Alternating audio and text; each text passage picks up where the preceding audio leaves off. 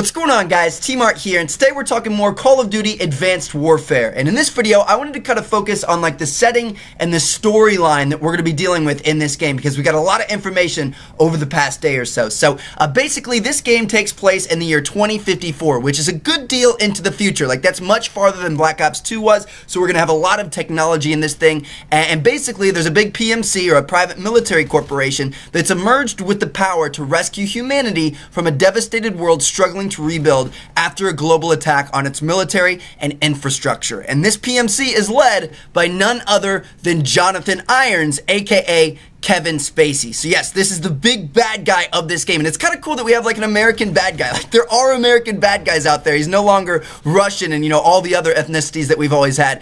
We finally got a big bad white guy, which is kind of new in the game. But anyway, yeah, he's the president and the founder of this PMC, and this PMC goes by the name of the Atlas Corporation. So that sounds familiar, right? We've seen that on a lot of the different soldiers in the kind of like preview trailer. It was on the main good guy. It was on, you know, the guy that got bitch slapped. It was like all over. The Atlas was all over everything. So it sounds like we're gonna have a lot of Atlas versus Atlas fighting in this game. So in the actual single player, you're playing as one of the advanced soldiers of Atlas, fighting to restore order in a state of advanced warfare, and you're empowered with cutting-edge exoskeleton abilities, technological advancements, and gear that allow you to do extraordinary things like boost jumps, grappling, covert cloaking, and biomechanics that provide unparalleled strength, awareness, endurance, and speed. So basically, you're a super soldier, and your exoskeleton helps you to be able to do that. Now, it also said somewhere that players can choose between standard ammunition and an all-new class of directed energy weaponry that allows totally new gameplay mechanics. So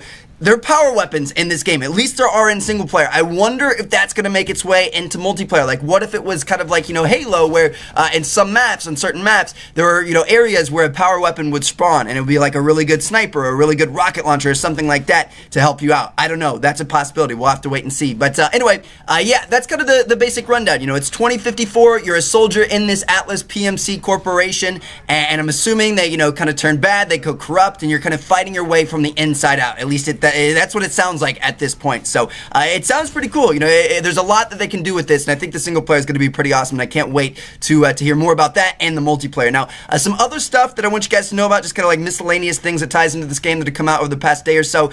Number one is, yes, DLC is coming to Xbox first. We kind of assumed that with the Xbox One gameplay and the trailer, and Microsoft has confirmed that it will be coming out first on Xbox Live for the next year. So I'm sorry, PlayStation players, again.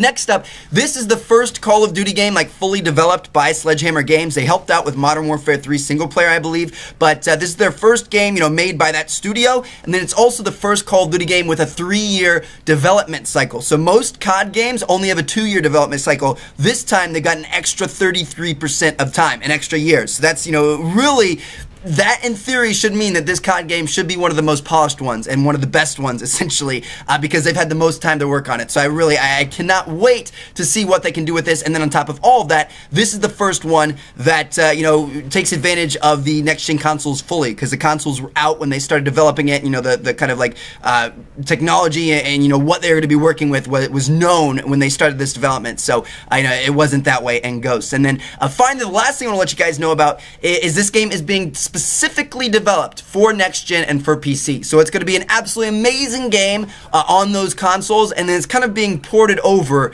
to Xbox 360 and PlayStation 3. And I'm sure it's still going to be a great game over there, but it's specifically being made for the next gen consoles, which is a really good thing. You know, it has all that new power and new technology in mind. And then also, I'm not 100% sure on this, but it's been said that Sledgehammer is actually only developing the game on the next gen consoles, and a different studio is developing it for the 360 and for the PS3. So that's kind of interesting. I'm interested to see, you know, how that turns out and how the two games compare, if there's going to be a big difference there. Now, I'm sure there won't be that big of a difference, but I'm interested to see how they stack up against each other. So yeah, there you guys have it. That's what's going on. That's the basic kind of like setting and kind of, you know, idea behind this game. I absolutely cannot wait for it. As more information comes out, you guys know I will be on top of it. And thank you guys so much for watching. So I'll catch you guys later. Thank you all for watching. Check out my other videos. Seen yet?